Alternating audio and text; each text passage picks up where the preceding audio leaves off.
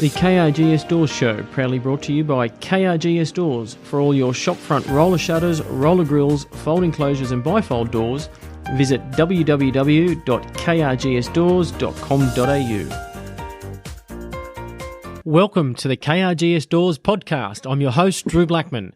The aim of our podcast is to talk to cool people with cool stories, whether it be our suppliers, customers, staff, other business owners, or people from different walks of life, and get to know them a bit better. If you're interested in coming on, drop us a line or email, or connect with us via Facebook, and we can have a chat to see what we can do.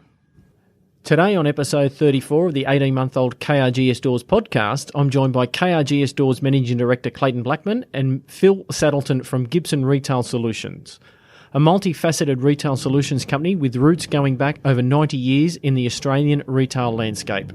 Leveraging the parent company ShanYoung, they seek to provide value solutions to retailers around the world.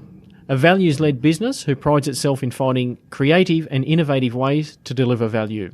Phil is also a keen drummer and a founding member of the Gibsonites. Phil is also current New South Wales President of the Interior Fit Out Association. I will also let you in on our next episode's guest, but for now, please welcome to the podcast, Mr. Phil Saddleton. If this doesn't turn you on, folks, you haven't got a switch. Phil, thank you very much for joining us on the podcast today. What is the Phil Saddleton story? Thanks, Drew and Clayton. Phil Saddleton, he's married. He's got two kids. Actually, when people ask me if I have children, I say, well, no, I've actually got adults because they're age 30. They're 30 and 27, soon to be 28. So you must have had them when you were about 12 or so, Phil. Yeah, I think I'm older. I think I must be older than what you expect. But they've been long out of home, building their own lives now very successfully, So married, couple of kids, and it's been a very interesting ride. We've downsized. We've sold the house. We're now living in a 2-bedroom apartment, my wife and I. And it is fantastic. I've got to say it's the best thing that we've done, a different experience for us, and certainly something I would recommend. You're the CEO of Gibson Retail Solutions. How did you start in the shop fitting industry? In 2014, I came over to the shop fitting industry. I have been a sales professional that's led typically pretty big sales teams, upwards of 150 in various industries. Office products was where I started my career, really, 16 years in the office products industry. Then I worked for Metcash, who is a large food wholesale business, in the convenience division, again with another large sales team from 2010 to 2014. And then it was time, like with all big corporate roles, you end up getting turfed out at some point. And so I was looking for a new opportunity, and changing industries has always been a great interest to me. I love learning everything new, even the acronyms, which everyone else finds boring. For you, they're interesting because everything is new. So I was very interested to join a new industry, and it ended up being shop fitting when I secured a role as national sales manager for Gibson Shop Fitters, who they were known at the time. So just going back there, your previous roles in office work, so that was starting out selling to everyday people or to the office works type of scenario or that type of thing? Yeah. Business-to-business sales has always been my background. In fact, I was a professional musician before I actually got into the office products industry. I got married, we started to have kids, and I realised that this was just not going to work. I wasn't able to have a good enough living. And so then I thought, what am I going to do? I've always been selling and managing the bands that I was in, so I just presumed sales was it for me. And the first job I got was working for a very small office products company in Brookvale, near where I lived. And that started me in the business-to-business sales. That was sales over the telephone. And that started me in developing my business-to-business sales career. And that industry, I went from strength to strength in that industry. A lot of the businesses I was working for were bought by bigger businesses. And then that enabled me to expand my my repertoire and experience, and get to a place where I was in the senior roles by the time I was ready to move. Phil, you spoke about being a musician. Two questions for you. Yes. What instrument do you play? Yeah, drums. The drummer. And also, have you played with any big names or any big bands in the past? Oh, look, I was working in the 80s and 90s. The music scene in Australia in general, Sydney in particular, was massive. Yeah. And I have worked, with a lot of people you've never heard of. Tommy Emmanuel, shared the stage with him. Yeah. Once. He's probably the most the one you would recognise. Randall Waller, did a lot of touring with Randall, who's ex-Avion. Worked as a session musician on over 30 album projects for people you've never heard of. Such was the industry at the time. Yeah. There was a huge amount of work. That was before poker machines, of course, came and changed it all. But that was a wonderful experience for me. But yeah, nothing really. No one really famous that I can report. Fair enough. Good to know. So now on to Gibson Retail Solutions. Can you tell us a little bit about them? So the type of business they're in, the number of employees, that type of thing. Gibson is a business that's been around for over 90 years. It is an interesting example of the changing structure of our industry over that time. For a long time, it was a manufacturing mega business in our industry at its zenith, employing over 600 people with its own metal factories. And I think one statistic I heard was 400 or 500 people, they were just joiners. They were just joining stuff together that was cut somewhere else. It was just incredible when you hear the history of this place. Then, of course, China happened and manufacturing started to move offshore. And businesses like Gibson started to fold. There were many very large shop fitters in Australia. The GFC pretty much took most of them out. And we're talking about big footprints, big labour bills. When I first joined the company, we were in a facility which had a rent. Our lease cost was maturing to $4 million a year. Wow. That's a huge amount. And so it gives you an idea of the mindset of that style of shop fitting business, of which really Gibson was probably the last of them that held on to that huge cost base. Yes, we are on a journey of changing that. That cost, that whole structure doesn't work anymore. That go-to-market strategy failed for many companies, and so we are on a journey of really delivering the business into a brand new future, moving away from those gigantic cost commitments, and being agile and nimble enough to adapt to a market which is a changing market. Yeah, so now the business, we've just moved into a new head office in Silverwater. In fact, the move was done throughout the COVID shutdown. But this new facility is the end showpiece of a strategy that we've been embarking on for the last few years, which is to right-size the cost footprint of the business and transform our profitability, which is really what's happening right now. Yeah, Phil, I must say the Gibson brand, so I've been in the shop fitting industry and dealing with customers like yourself or the Gibson brand for 32 years, and Gibson being around for 90, they are a well-respected brand name and have done quality work for many, many years. There's not too many shop fitting brands around like Gibson's that could say they've been in the industry for so long. So it is a feather in their cap. But you talk about footprints, and I've had this conversation with you before. The factory that they had over at, I think it was at Yennora, mate, that was just mind-boggling, the size of that factory. Like, I've seen some of the one time I was in there and they had a Woolworths store built inside their factory as a showroom, as a shop. Like, there was a shop set up, wasn't it, Phil? It was just, yeah, that's right. The size of this factory was unbelievable. Like, they had a Woolly set up, a Woolly, like a on the mezzanine. full That was set set up on the mezzanine floor. Yeah, it was brilliant. Yeah, It was unbelievable. Yeah, that facility was 35,000 square metres. I mean, 35,000 square metres is ridiculous. And on the mezzanine floor, there was a mezzanine floor which wasn't really being used. We were able to build a 550 square metre fully working Woolworths Metro. That was when Woolworths were planning to move into the smaller footprint. And so they had a design. And this is the way the big retailers think. And it's really interesting insight into how to make sure you get it right. And it's a good example. We built a fully working store on the mezzanine. It had a shop front. It had working doors.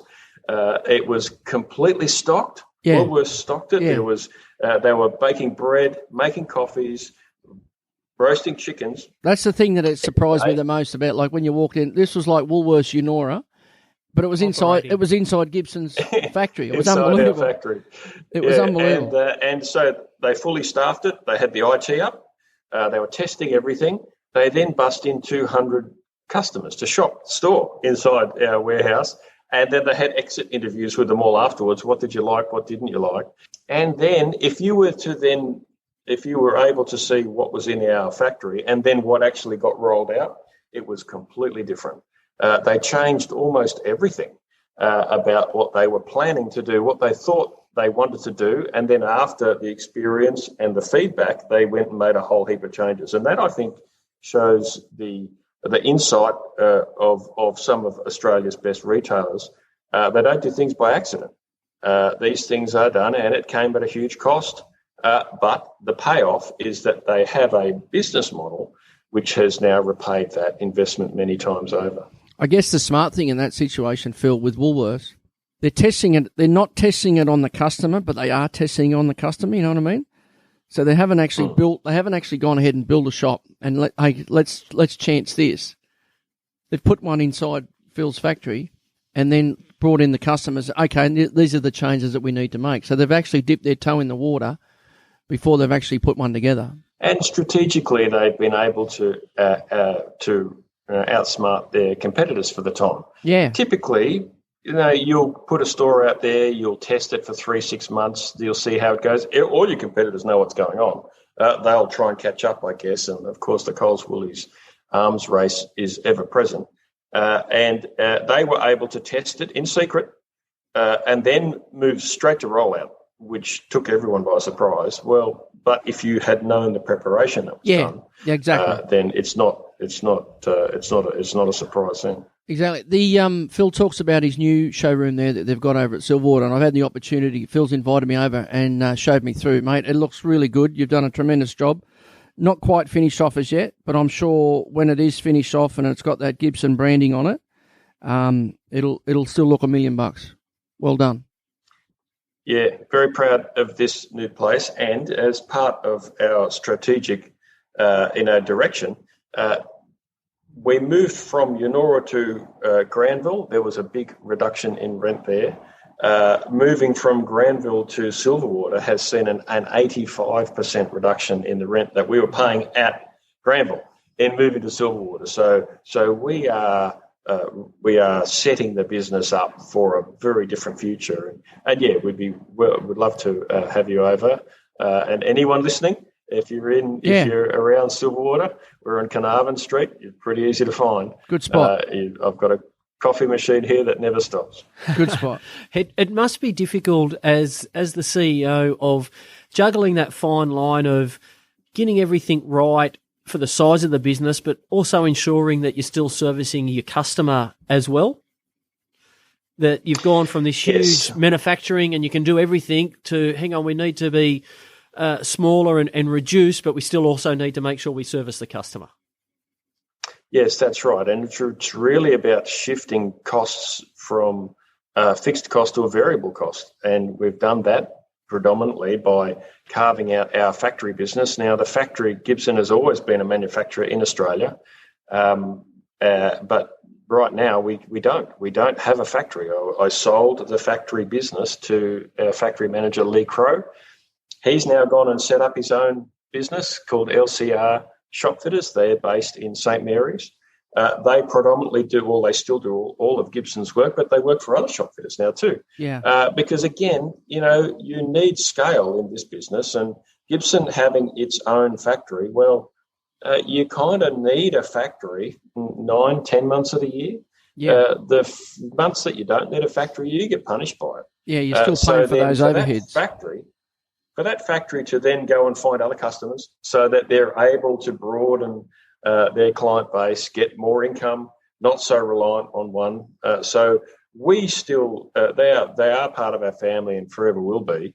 They do all of our local work that we need, and it's still substantial that we require from them. Yeah. But that business is standalone now, and so that's how we've been able to set the business up to change. And the other piece was to then move our warehousing out to a third-party provider. So we've got that managing our warehouse now, and that is a transition which is happening right now. No, it hasn't been easy. It's a huge undertaking. We are a large and demanding warehouse client, but that is something that we're working through now. And keep in mind that we're owned by a Chinese multinational. So our parent company is based in Shanghai as a fixture manufacturer. They've got giant warehousing capability as well. So when we start to leverage all of this, we don't need to hold such gigantic stocks in Australia anymore. The smart thing to do is to leave it in Shanghai. Because what would typically happen is that we would either, in the old model, we would make a huge amount of equipment for economy, hold it in Sydney, or import a lot of equipment, hold it in Sydney. Client wants to do something in Perth, well, we ship it out, client pays. But that's, or Cairns or Melbourne, people have accepted that freight pieces that they have to pay. Well, the smart thing to do now, and we've been doing this for a while, we've got a shop in a box program where we just leave the stock in Shanghai because it costs me the same to drop a container in Melbourne as it does Perth, as it does Sydney. Yeah. And with that, managing our national warehousing, then that gives us the capability to receive a container anywhere, decant it, stage it, move it out as to anyone's timetable. So cutting out that domestic freight cost from our client's perspective, it is another value add which we can bring to the table. And eliminates that logistics domestically as well, that someone's got to manage that domestically where it can drop straight to one point rather than many hands. Yeah. Agree. What are some of the changes you've seen in the shop fitting industry in your time? Well, look, the biggest challenge for us has been COVID, of course. Just surviving and navigating through COVID has been a giant change. In general, the shop fitting industry, since I've arrived, was already offshored.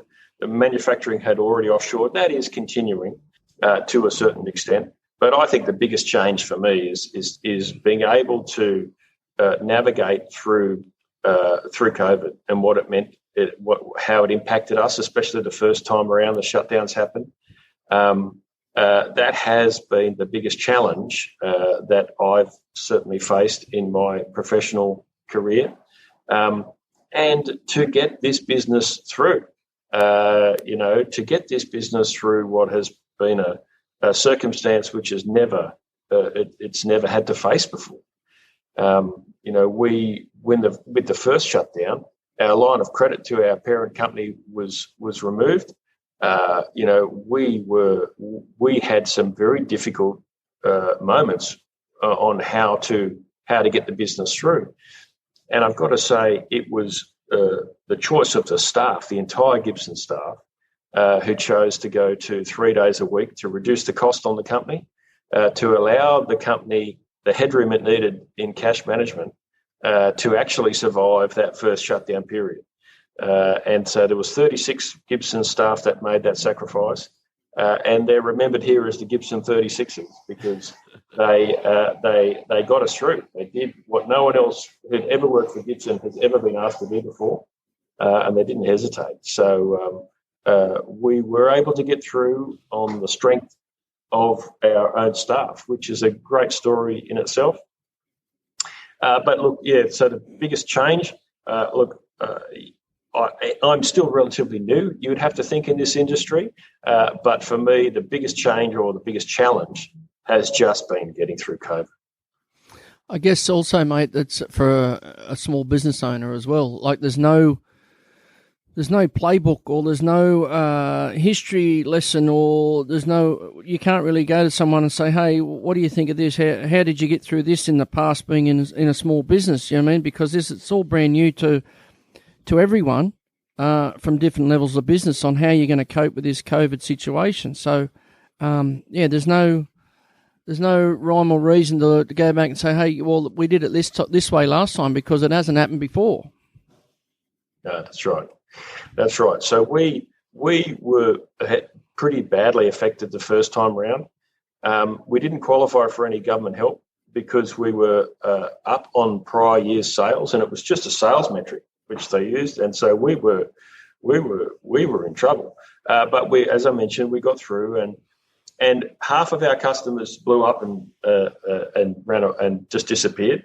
And the other half of them just were making more money than they'd ever experienced before, which was food, hardware, homewares, that sort of customer. Yeah. Our apparel, footwear, other style customers, department stores, they just curled up and went into a hole. So we have only been really focusing the business on the part of the market that has money. And that's been something that we've done since. It was actually in place before COVID. Thankfully, we were running a program of creation of new products for independent supermarkets, etc. But we then just accelerated that because we saw that was going to help. That was our saviour, really, is to invest further into the market. If retailers have money, they spend it. Smart retailers spend money. Yeah. They don't hang on to it. But they don't spend money they don't have. So we have only really been digging where the gold is, and that's been for well over a year now.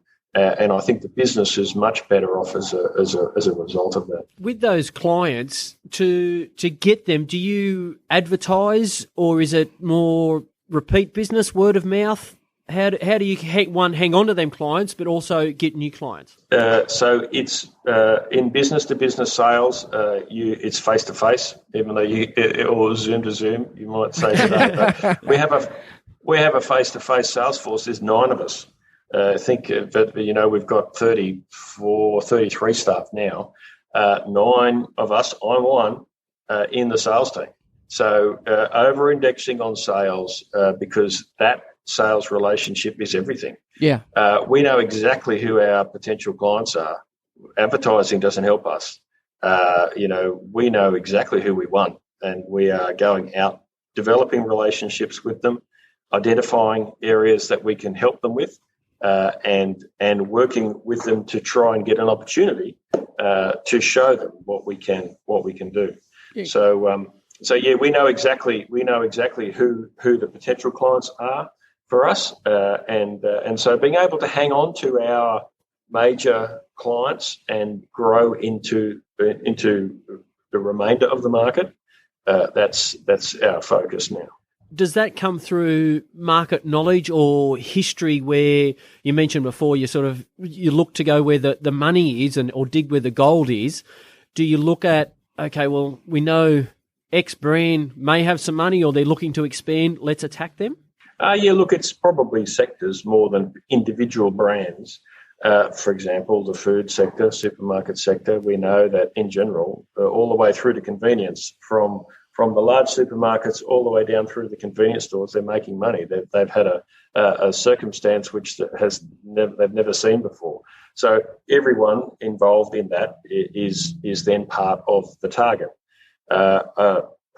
Homewares, hardware stores in particular, Bunnings might attend, going berserk.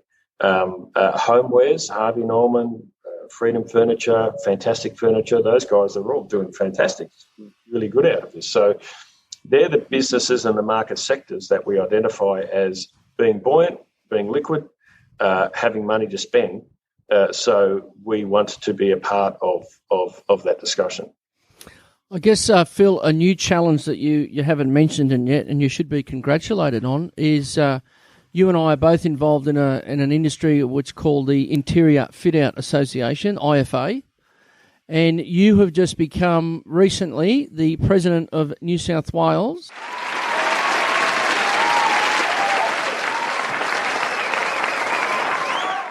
Congratulations. It's like you said, you've been in the industry a short time, but you've well and truly bought into the industry and hands-on. You're now steering the ship for the next 2 years for New South Wales, so congratulations. Yeah, thank you, Clayton. And of course, you are the Vice President, so we're in this together, mate, that's for sure. And look, yes, in some respects, the players in our industry are decades. They have decades of experience. Whereas I mentioned I've only come here since 2014, so I'm relatively young. But I have a great affection for the people that are in this industry. I am motivated to try and support as best as I can. And as it turned out, yes, when I'd agreed to join the committee, there was an opportunity which came up to take the president role on, and I'm happy to do it. It's an industry which I have grown very fond of in a very short space of time. We operate in a way which other builders just don't. If you were to build and talk to anyone about building a $600,000 or an $800,000 house, they know it's going to take 10 months, maybe a year, to get that built. Whereas we'll do a $600,000 or an $800,000 fit out. And the whole thing's done in 5 weeks. Yeah. So the amount of planning, execution, the quality, just the way you go about the business, it's something which I've never experienced before. And so, as a part of the construction industry, we are a hidden, forgotten part of it. But I see us a bit like Formula One, where we are really a pinnacle of a lot of the elements of the trades which are on display in all of the construction industry.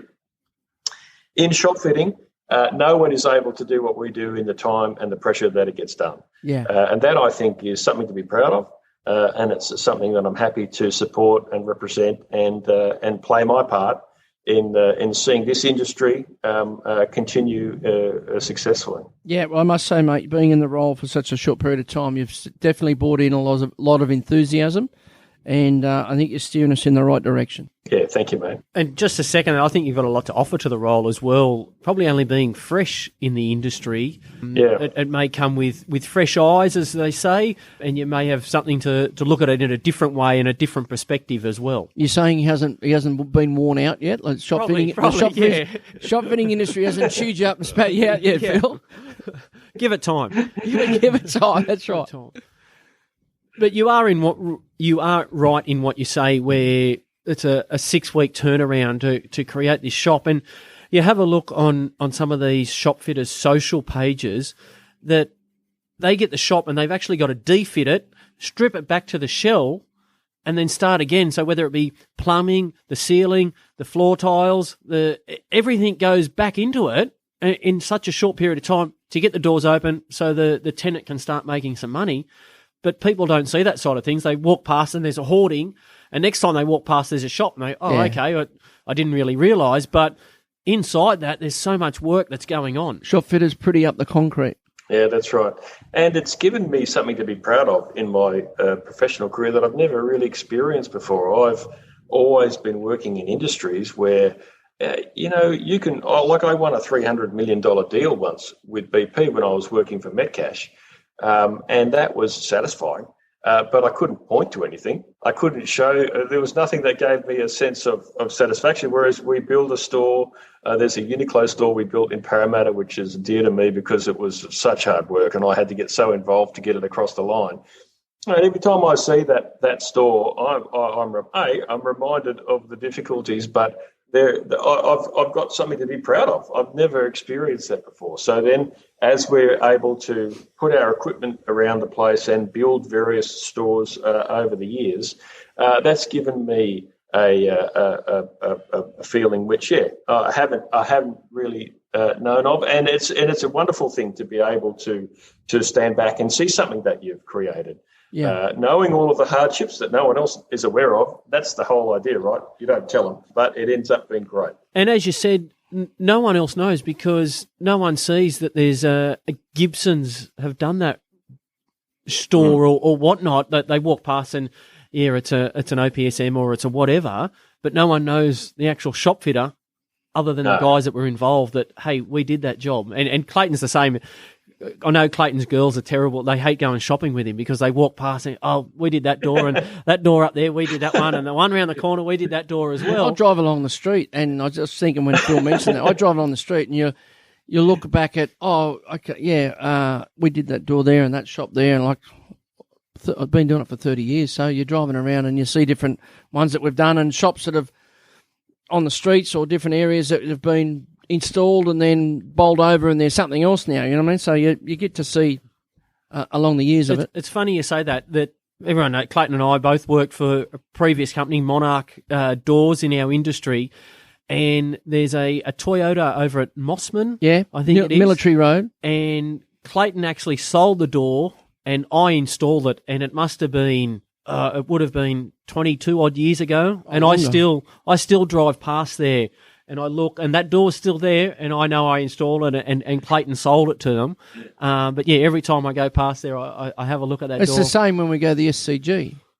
We go to the SCG, and all the little ticket booths around the front, I sold all those shutters around the front there, and Drew actually installed them. I've still got a scar on my arm where I cut myself at that job, so I... So every time you go past, yeah, we go to the football. Oh, remember that? Remember that one?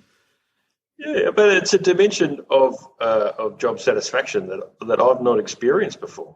Yeah. And all tradies and all builders have always done this.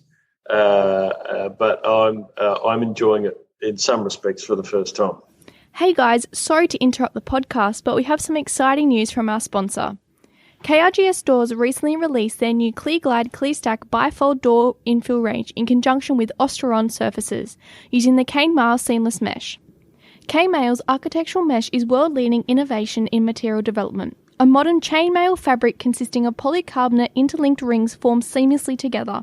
The eye-catching dynamic design is already used for a number of building applications, such as walls and ceilings, and now can be added to the shop front bifold door. The K-Mail seamless mesh from Ostron surfaces complement the existing clear polycarbonate infill and the aluminium mesh infill.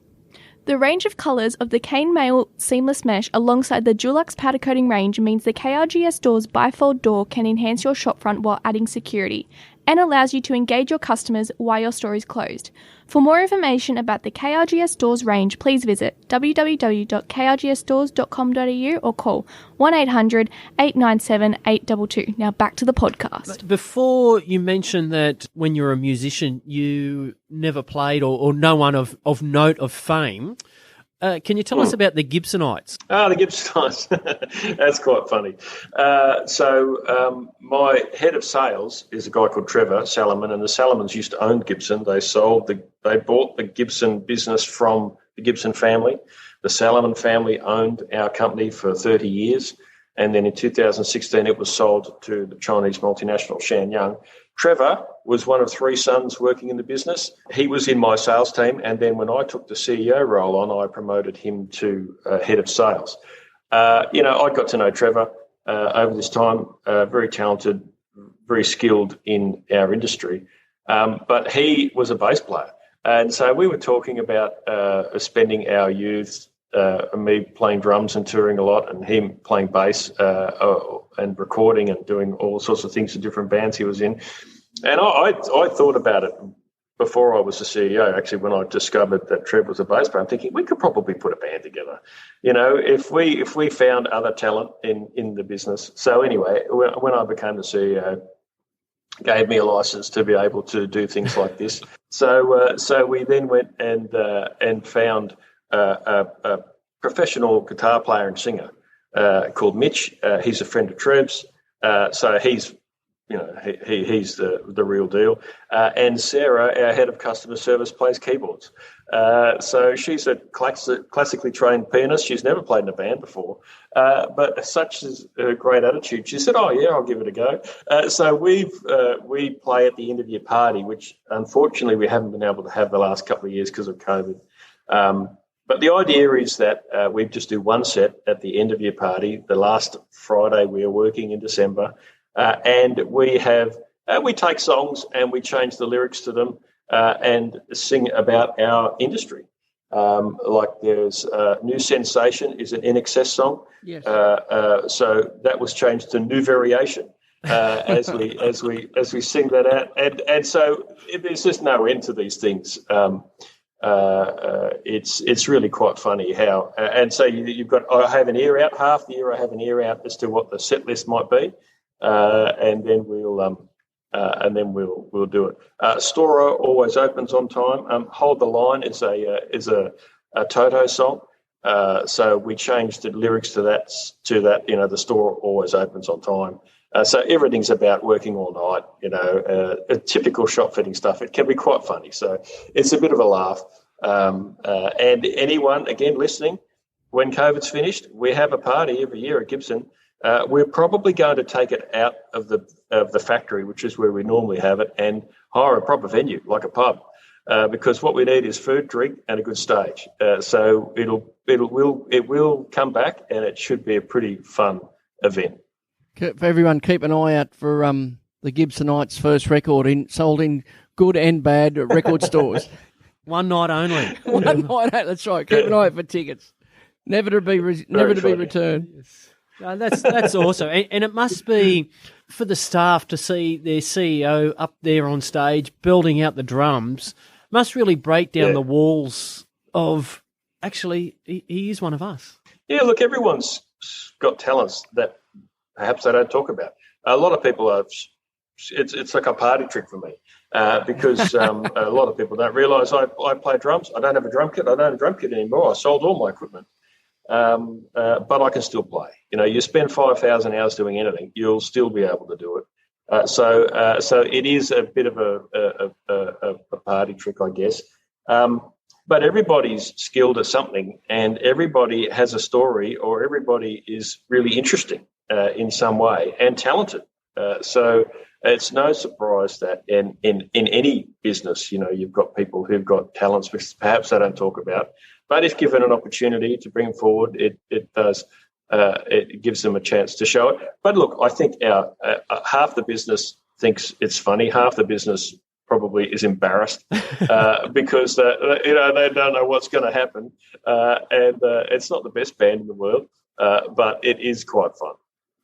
Well done. It must be good for the young apprentice to come in for the first Christmas party and then see yourself up there on stage belting away and going, what's going on here? Yeah. Look, it is. Look, I enjoy it. I mean, it's an excuse for me to play drums again. I literally, at the first time the Gibsonites play, I hadn't played drums for over 20 years. So I was wondering if I was still going to be able to play the drums at all. But look, as I mentioned, you don't forget muscle memory being what it is. I can't play at the level I used to, but I can certainly lug well enough to get the band through. It's self-indulgent as well as being altruistic for the rest of the staff. It hopefully everyone enjoys it as much as what we do. Just like riding a bike. Now that you're president of IFA, that might be part of the end of year Christmas party or something like that as well. That did just cross my mind a little earlier. Thinking, hang on, this could be. I can see a function coming on here. I can see it getting up on stage there at Rosehill Bowling Club or something along those lines, Phil. Yeah.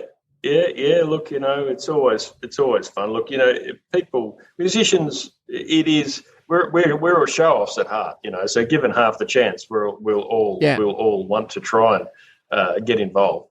But the Gibsonites, I don't know if they're up for hire at this stage. Maybe they have to go on the road. But they've got one gig a year. One gig guaranteed. They're booked in for the next so many years, mate. You can tell you the date of their gig for the next 10 years. That's right. We just might have to speak to IFA head office about increasing ticket prices at their function if the Gibsonites are going to perform. Yeah, look, you know what? They're not that expensive. Or maybe we might have to set up a roadblock just to try and get people in. Bouncers throwing people in rather than throwing them out. Exactly right. Mate, away from work, how do you relax? Yep. Yeah, look, it's my wife and I. We spend obviously a lot of time together. We can't see our kids at the moment. Normally we would be trying to travel somewhere, spend this time. It's a really unique part of our lives now. I mean, when you have children, you don't think that you're going to get your time back. You know, you basically have kids, you live your life inside a washing machine, and then all of a sudden you've got time again. So we're now at that point, we're thinking, how good is this? So we are out for dinner as often as we can, which of course now is never. We are trying to travel as much as we can. Like when I'm traveling for business overseas, I would try and arrange it for Michelle to come with me. And experience what we're doing, take a bit of extra time, and spend some time together like that. It's picnics, walks, catching up with our kids. I haven't really got any other great hobbies. I don't have a drum kit that I could annoy anyone with. But travel and just time together is what we're hoping to do more of. The drum kit would be a hit in the apartment block now, imagine I reckon. that. That'd be great at the body corporate meeting. Oh, wouldn't he be pissing off the people in the body corporate? Yeah. Absolutely. Yeah. Now, to finish our podcast, mate, we ask our fast 5 questions, which is just to rapid fire, get to know you a little bit better.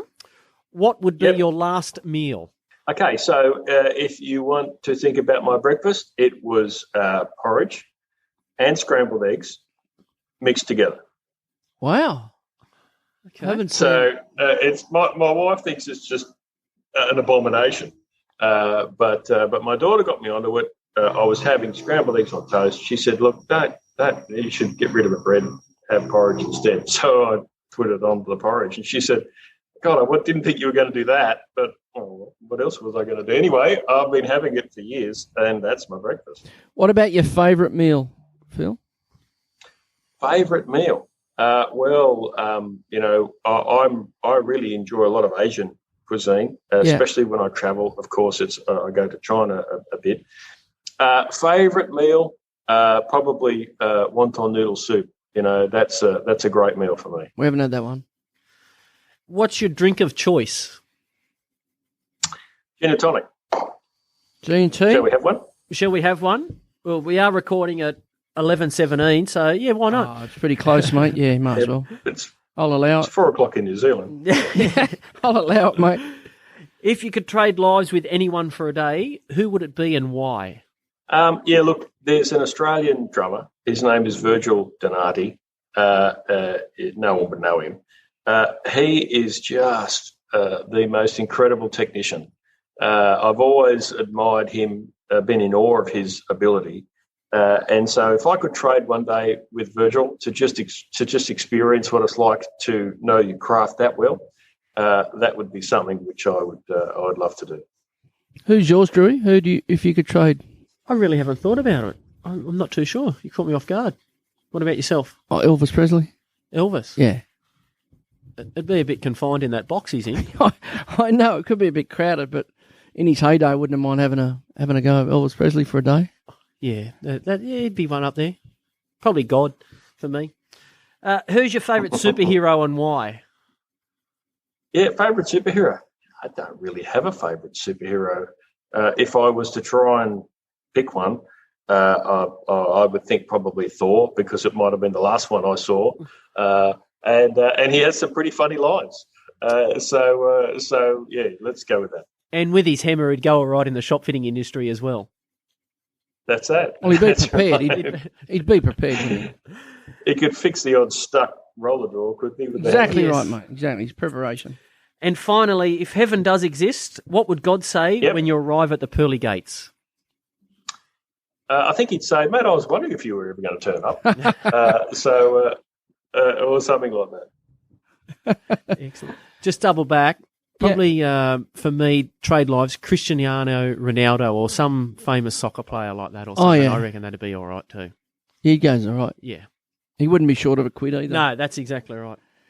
Phil, thanks very much for coming on the KRGS Stores podcast. Really appreciate you giving up your time and having a chat and telling us not only about the Phil Saddleton story, but about the Gibson Retail brand and your life and times in prior to the shop fitting industry and during the shop fitting industry, mate. So well done to what you're doing there and being able to make keep the brand name of Gibson's going well and truly. and some exciting things there in that new factory that you've got. And keep up the gig, mate, for the Gibsonites once a year. And I look forward to working alongside of you with the Interior Fit Out Association, mate. It's exciting. Yeah, thanks, Clayton. And thanks, Drew. Always good to catch up with you guys. And, thanks for having me on. Pleasure, mate. Mate. Thank you very much. That wraps up the 34th episode in our chat with Phil Saddleton from Gibson Retail Solutions and New South Wales President of Interior Fit Out Association. For more information on Gibson Retail Solutions, visit www.gibsonretail.com.au. And for more information on IFA, visit www.interiorfitoutassociation.com.au. If you've missed any previous episodes of the KRGS Doors podcast, you can download them from our website, www.krgsdoors.com.au/podcast, or on your favourite podcast player, search KRGS Doors. Don't forget to hit the subscribe button to ensure you don't miss any future episodes. This also boosts our ranking and my ego. The other thing I suggest, if you've enjoyed the podcast, visit your favourite podcast player and leave a review or a rating. On our next episode, we speak to yours truly. That's right, folks. We turn the tables and Clayton will attack me with the hard-hitting questions. After 34 episodes of hearing my dulcet tones on the #1 Roller Grills and Shutters podcast in the world, we thought it was time to get to know the man behind the voice. We talk all things growing up, and my previous working roles including working for Fairfax Newspapers and New South Wales Police. So keep your eyes peeled for that coming episode. I've been your host, Drew Blackman, and you've been fantastic for tuning in today. As always, you could be anywhere in the world, but you're here with us. Thanks. Till next time. The KRGS Doors Show, proudly brought to you by KRGS Doors. For all your shopfront roller shutters, roller grills, fold enclosures and bifold doors, visit www.krgsdoors.com.au.